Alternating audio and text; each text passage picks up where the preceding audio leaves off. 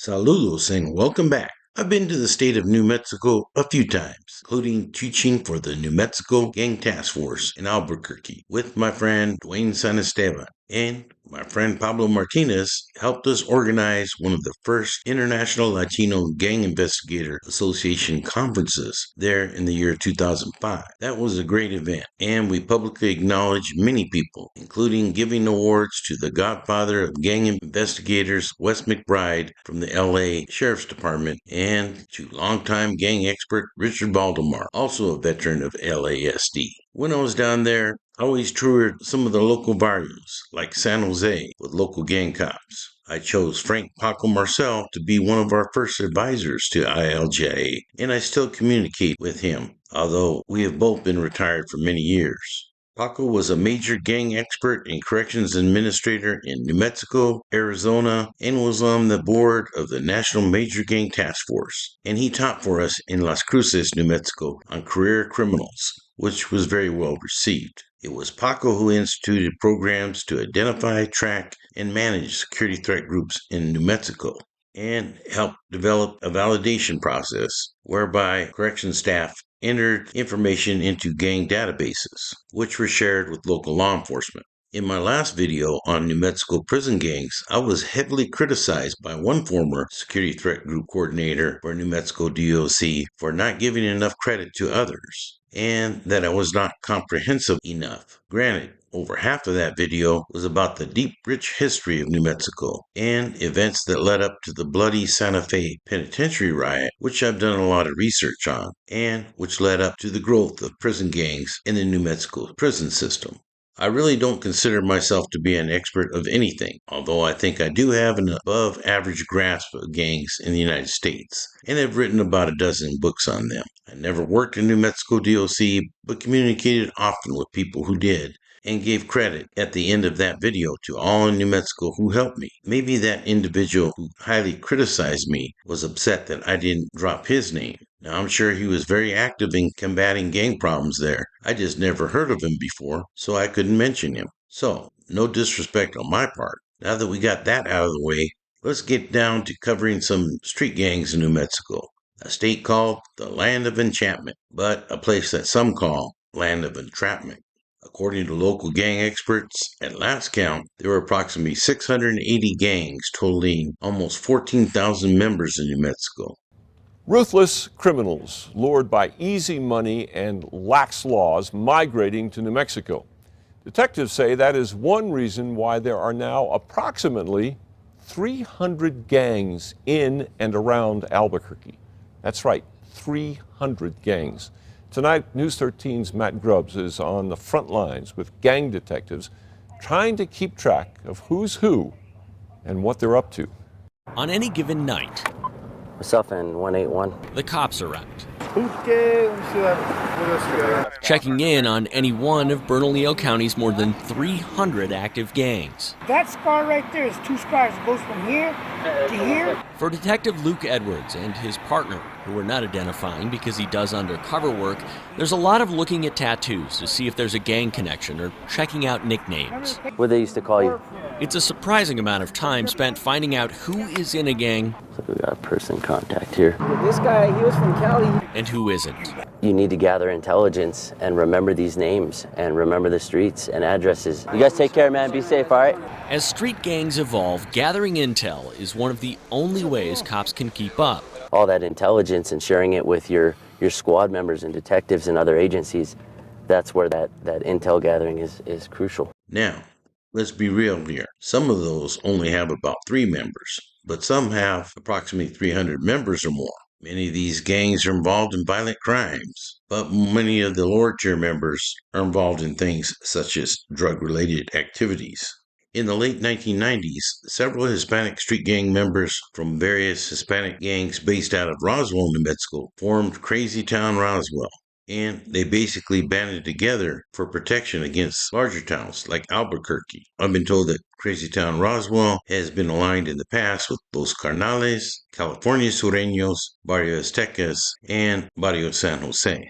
Authorities say there are about 4,000 members of a dozen or so homegrown gangs in Las Cruces, New Mexico.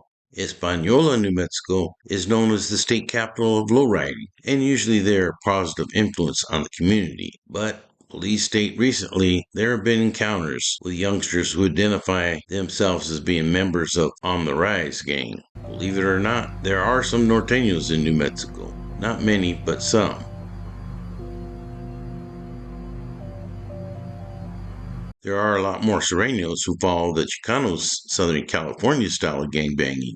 My mother and father, they grew up in a crazy life over there in Odessa. They moved me over here in Artesia, New Mexico, because my dad got a job in the oil rigs, and they had like hopes maybe it'll be a brand new start for me over here and I'll grow up better or whatever, but it didn't turn out like that neither. I still ended up getting involved in the gang life and all of that stuff that comes with it. I was always getting in trouble. I was always getting sent up, a year here, 2 years there, and I was always in like juvenile halfway houses. They call them reintegration centers.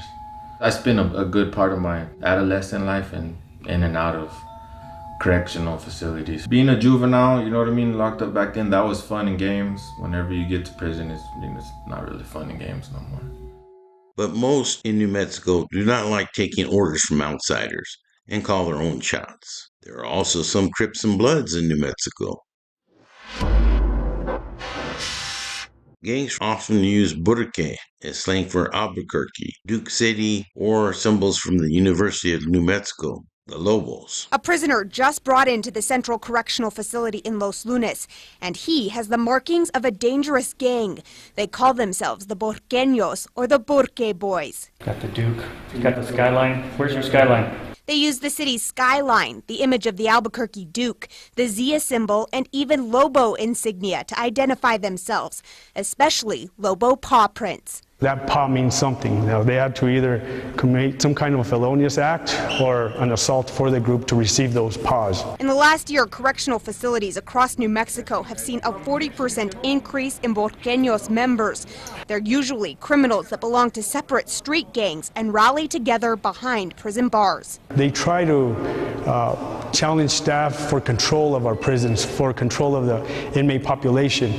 They try to intimidation. They charge other inmates rent and, assaults and what have you. Dwayne Santisteban, who monitors the gang activity for the Corrections Department, says Burqueños are dangerous.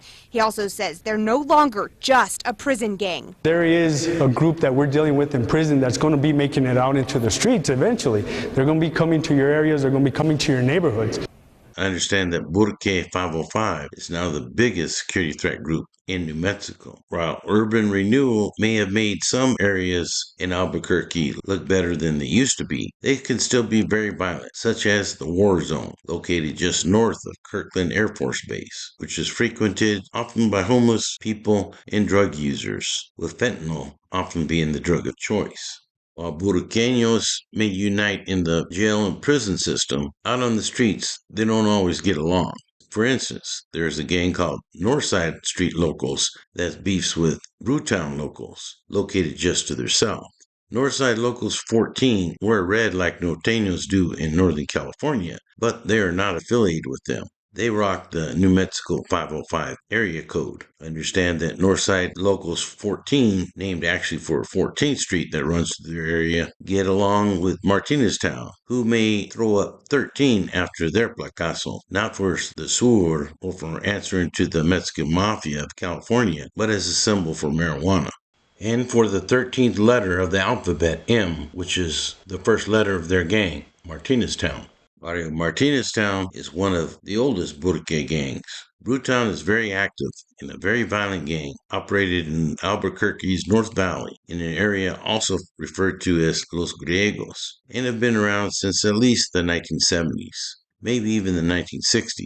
They are said to have gained their name from the Brewtown Bombers baseball team, whose colors are black, gray, and white.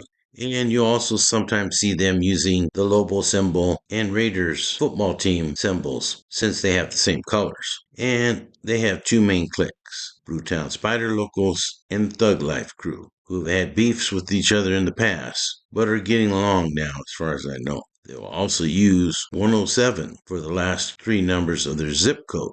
In 2024, FBI agents obtained a search warrant, and they busted multiple Bruton Locals gang members for crimes such as murders, conspiracy to commit murder, assaults, and a conspiracy to commit assaults. Authorities stated that Bruton Locals are responsible for hundreds of crimes and have been involved in the theft of hundreds of stolen cars. Varela's is an old hood in Albuquerque that was started in 1662 by an individual named Pedro Varela when New Mexico was still part of the Spanish crown and when that area was referred to as being New Spain, later on part of Mexico. It is an inner city neighborhood located just south of downtown, and it also was the home of a famed author, Rodolfo Anaya, noted for his 1972 novel Bless Me Ultima, but was also home to the Varela's 13 gang. In recent years, there's been a lot of urban renewal, and the area has been cleaned up for the most part, but there are still a few individuals who claim that clica. Barrio San Jose, or Barrio San Jose Familia, has two factions. There's the east side, Barrio Sanjo, who use the number 16 because of the number 16 bus that goes through their barrio, and there's the south side faction, who use the number 13. I believe for marijuana, not for any affiliation with Sureños. Both clicas are located on both sides of Broadway and have beefed in the past with Varela's, Juarez Maravilla, and Kirktown Pyrus. They often wear San Jose Sharks gear and also the F for Familia. There are other gangs like Westside Locals or 03, and they're also known as DOC, Death on Chaos, since they're deadly enemies with thugs causing chaos, or TCK, who started off as being taggers, but later morphed into a gang. Understand that many of the Westside Locals attended West Mesa High School. There are also Westgate Locals, who claim 98th Street and are kind of isolated there in Albuquerque. There is Barrio Southside Locals, which is named because they are located in the south side of Albuquerque. They are not affiliated with Sureños from Cali and may wear any color of clothing. Understand that Southside Locals get along with thugs causing chaos. While occasionally I've heard there's been a Mara Salvatrucha member caught passing through New Mexico, there's no MS Clicas there in any towns or areas as far as I know. However, there is a pretty large presence of 18th Street in the city of Albuquerque. Clica there are known as Tiny Wino Locals, or TWLs, and they are said to have over 100 members, with many of them having been 18 in peace. They are located on the west side, around Central, and around the Mountain View Projects area. In the past, they have beef with Happy Homes and Westgate Locals. There's also Los Juaritos, aka the Juarez Maravilla Gang. I don't believe they have any connections to any of the Maravilla gangs in East LA. Allegedly, they were named after the Juarez drug cartel and are located on the southeast side of the city in a barrio called the Sticks. They're also said to have a presence in the war zone next to Kirktown Piru turf. There's Barrio Wells Park, where the champion boxer Johnny Tapia was from, but his dad was from Los Padillas. Barrio Los Padillas is a 100-plus old generational criminal organization started by Padilla family members and came out of South Albuquerque in an area officially called Los Padillas, way down by the Isleta Indian Reservation. Like I stated in some of my Mexican Mafia videos, one of the early MA members was George Padilla, who hailed from Albuquerque, New Mexico. He did time in Califas, but returned home and showed some of the local guys how to effectively run a prison gang. Understand that he was allegedly killed by the cops after he paroled from CDC. I also know Jimmy Joe Lucero, who was also from New Mexico, and was also a California Mexican Mafia member. I can't remember what barrio he was from, but I do know that he was very close to an individual named Lupe Padilla, whose family also lived in Pomona for a while, and who was also from New Mexico. There was a lot of press about Los Padillas gang leader Jeffrey Padilla, who was responsible for a couple murders, and a documentary was made about him, and was released after years in prison in 2017. He claims he's a changed man. In addition to the street gangs mentioned here, there are outlaw motorcycle gangs in New Mexico, like the Bandidos, who are said to maintain 2 chapters in Albuquerque, as well as one in Las Cruces, one in Alamogordo, Silver City, and Roswell. Additionally, the Bandidos have a chapter in nearby El Paso, Texas. Mongols MC also has a presence in New Mexico. The Vagos MC are also said to have been seen at runs in the state. As far as I know, the Hells Angels have not set up shop yet in New Mexico, but they're very active next door in Arizona, as well as their stronghold in California. In the year 2023, 3 people were killed and at least 5 others injured at a popular Memorial Day motorcycle rally in the New Mexico resort town of Red River. Now, I know that many state that motorcycle clubs are not gangs, but the United States Department of Justice defines them as gangs and as organizations whose members use their motorcycle clubs as conduits for criminal enterprises, including weapons and drug trafficking. Granted, I've known some bikers in some of the major clubs who haven't had anything other than maybe a parking ticket in over 20 years. Also, drug cartels active there, and prison gangs such as the Sindicato Nuevo Mexico, Los Carnales, and criminal organizations like Los Padillas continue to wreak havoc on New Mexico communities. So, I know that was a lot to cover in just one episode, but you can catch more details in videos by YouTubers Frank Blasquez and Mike's World 808, as well as more information that is included in my book, written with my good friend and gang expert Steve Lucero, called From Carnalismo to Chaos, Chicano Gangs and History in the Southwest U.S. Available on Amazon.com and other platforms. Hope you learned something new from this video and that you continue watching. Don't forget to hit that like and subscribe and share this video with your friends if you think they might be interested. Once again, I wish you peace. I hope that you stay free and stay blessed. Now, this is Gabe Morales signing off for Gangsters, Cops, and Politicians.